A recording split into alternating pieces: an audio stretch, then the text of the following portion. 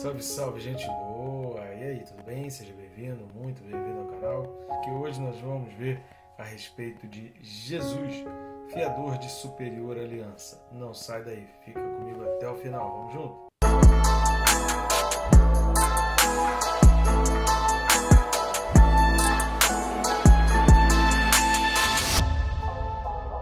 Mas antes não deixe de se inscrever. É rápido e fácil. Você vai clicar no botão aí que está inscrever-me aí embaixo e pronto, você já vai estar inscrito. Eu recomendo também clicar no sininho, porque quando você clica no sininho, você é notificado a cada vídeo novo e você assiste antes de todo mundo os vídeos que são postados aqui no canal. Temos feito vídeos diários, todos os dias às 6 da manhã, um vídeo comentando a palavra de Deus e te estimulando, te incentivando a estudar a palavra, fazer o teu TSD, porque afinal de contas a Bíblia diz que o povo peca por falta de conhecimento. Então nós estamos aqui para te ajudar. Então a gente está trazendo instrução aí a respeito da palavra de Deus. Vamos junto? Vamos lá, o texto desse vídeo, Hebreus capítulo 7, e os versículos são de 20 a 22. Hebreus 7, de 20 a 22, diz assim: E visto que não é sem prestar juramento, porque aqueles sem juramento são feitos sacerdotes, mas este, com juramento, por aquele que lhe disse, o Senhor jurou e não se arrependerá, tu és sacerdote para sempre. Por isso mesmo, Jesus se tem tornado fiador de superior aliança. Muito bom, né? A gente vai complementar algumas coisas a respeito daquilo que a gente já falou e trazer essa informação preciosíssima com relação à superior aliança, que é um tema que vai começar a ser abordado aqui agora na Carta aos Hebreus. Mas antes da gente entrar nos comentários aí dos versículos, eu peço suas ajudas para que a gente alavanque o canal, aumente o número de inscritos. Então, por favor, só clicar aí em curtir, comentar e compartilhar, o famoso triplo C. Curtindo e comentando no YouTube, o algoritmo mostra para mais pessoas, e compartilhando você vai além do algoritmo do YouTube, porque tem pessoas que você conhece que nem YouTube sabe que poderiam receber indicação desse vídeo. Assim você vai abençoando vidas. Quanto mais pessoas estiverem em contato com o canal, mais pessoas assistindo os vídeos desse canal, mais pessoas estão em contato com a palavra de Deus, que estamos aqui para comentar esses versículos, tá legal? Outra maneira que você pode também estar ajudando o nosso canal e o nosso ministério é clicando em um dos links que estão aqui embaixo na descrição e adquirindo um ou os dois livros. A capa dos livros vão aparecer aqui. Tem o mais antigo, que é o Quem Se Importa com Deus, e o mais recente, que é o Perca Peso Tirando a Trave do Olho. A descrição, os detalhes, a sinopse dos livros, o que os livros abordam, vão estar nos links, só você clicar aí para saber. Mas dessa maneira você está ajudando a gente, ajudando também o nosso ministério, já que os vídeos estão disponíveis aí completamente de forma gratuita e nós temos feito esse trabalho sem a ajuda de nenhuma instituição, totalmente independente. Tá legal? Muito obrigado você que já vem fazendo. Vamos lá aos pontos desses versículos. Por que nós pegamos os versículos de 20 a 22?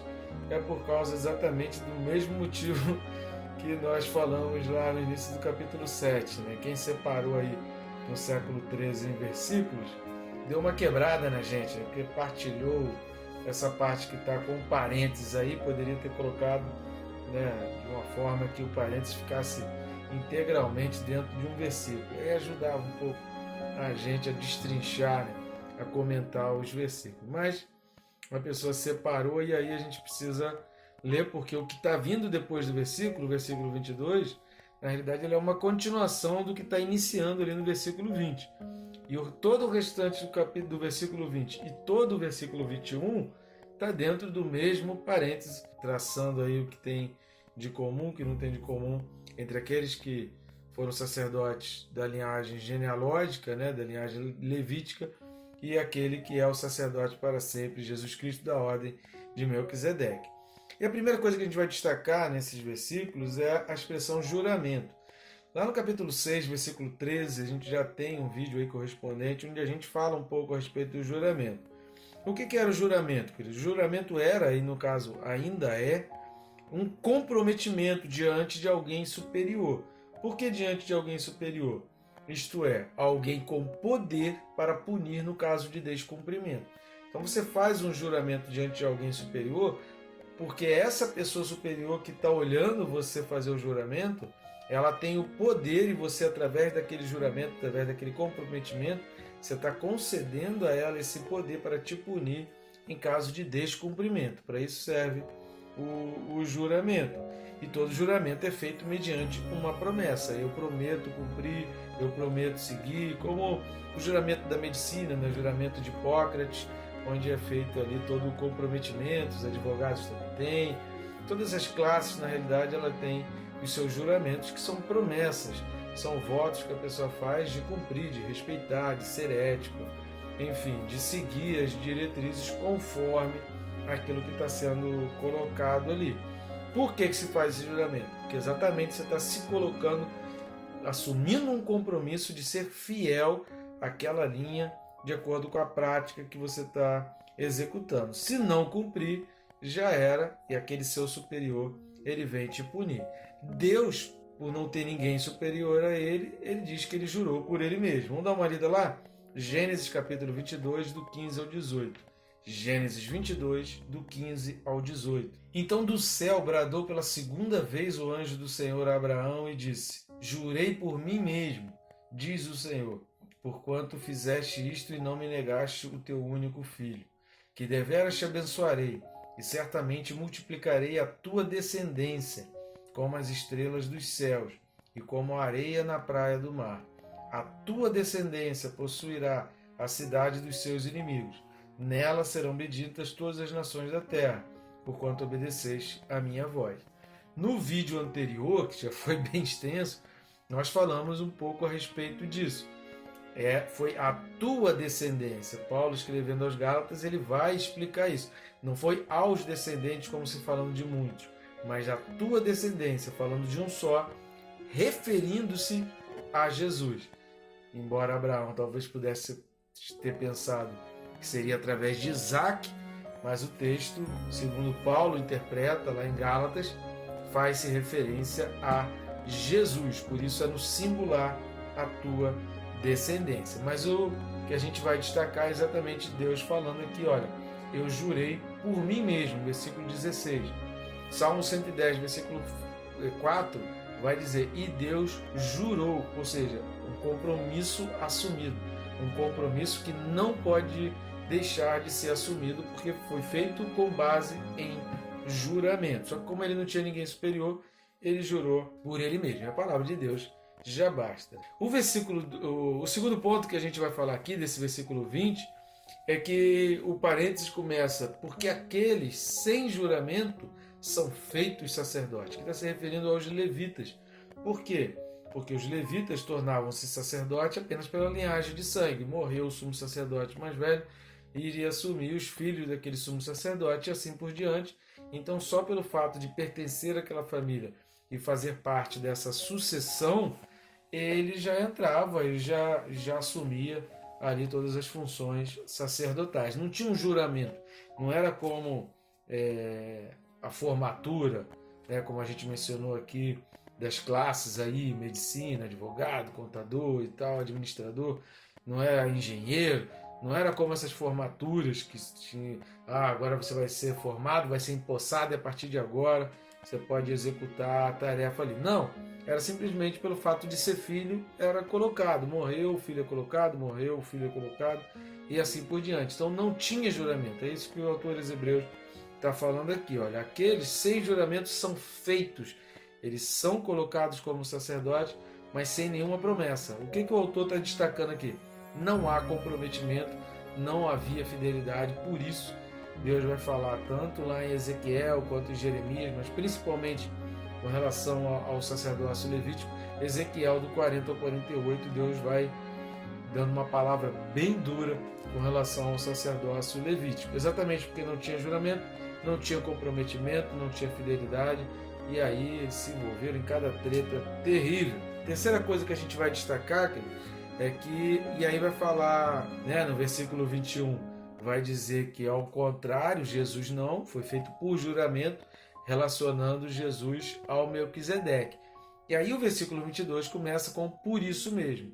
Esse por isso mesmo é exatamente isso, essa ligação, esse link que está fazendo de Jesus a Melquisedeque, e não a esse trecho histórico entre Arão e o ano 70 depois de Cristo, da linhagem sacerdotal levítica. Está pegando Jesus e fazendo uma ligação antes da lei levítica, da lei mosaica e antes do sacerdócio levítico ou do sacerdócio arônico, e fazendo essa ligação para toda a eternidade, porque Melquisedeque era sacerdote para sempre. Outro ponto a gente destacar é essa expressão fiador. Jesus se tornou então fiador de uma superior aliança. Por que fiador? Essa palavra grega usada aqui, ela não é usada em mais nenhum outro lugar no Novo Testamento. O único lugar em que essa palavra é empregada é aqui. E essa palavra significa patrocinador, ou seja, aquele que garante. Jesus se torna o fiador, ou seja, aquele que garante. E por que ele é aquele que garante?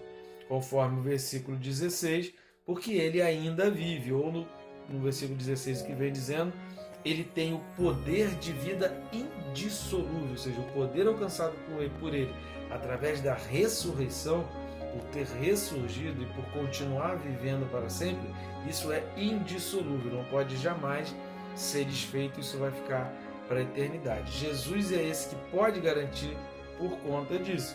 E é o que a gente vai ver em relação à própria superior aliança.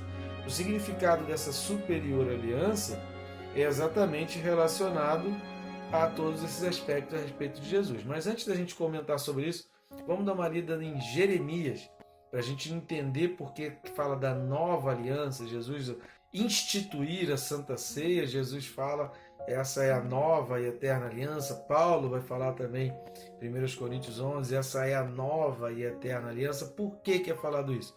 Porque isso está lá em Jeremias 31, do 31 ao 34. Então vamos ler Jeremias 31, do 31 ao 34. Eis aí vem dias, diz o Senhor, em que firmarei nova aliança com a casa de Israel e com a casa de Judá. Não conforme a aliança que fiz com seus pais, no dia em que os tomei pela mão, para os tirar da terra do Egito, porquanto eles anularam a minha aliança, não obstante eu os haver desposado, diz o Senhor. Porque esta é a aliança que firmarei com a casa de Israel, depois daqueles dias, diz o Senhor. Na mente lhes imprimirei as minhas leis, também no coração lá as inscreverei. E eu serei o seu Deus, e eles serão o meu povo. Não ensinará jamais cada um ao seu próximo, nem cada um ao seu irmão, dizendo, conhece ao Senhor, porque todos me conhecerão, desde o menor até o maior deles, diz o Senhor, pois perdoarei as suas iniquidades, e dos seus pecados jamais me lembrarei. É óbvio que aqui está falando do céu, falando do novo céu da nova terra, novo céu da nova terra, conquistado, que só entra através da aliança em Jesus Cristo. Repare que Jeremias ele está aqui dentro do período do exílio babilônico, que ocorreu 160, quase 180, quase 200 anos depois do exílio assírio.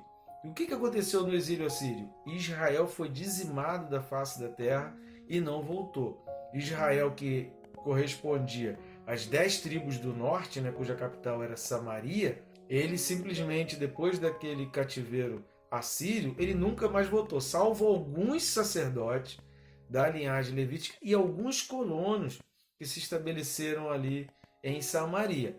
Mas o povo mesmo de Israel sumiu do mapa.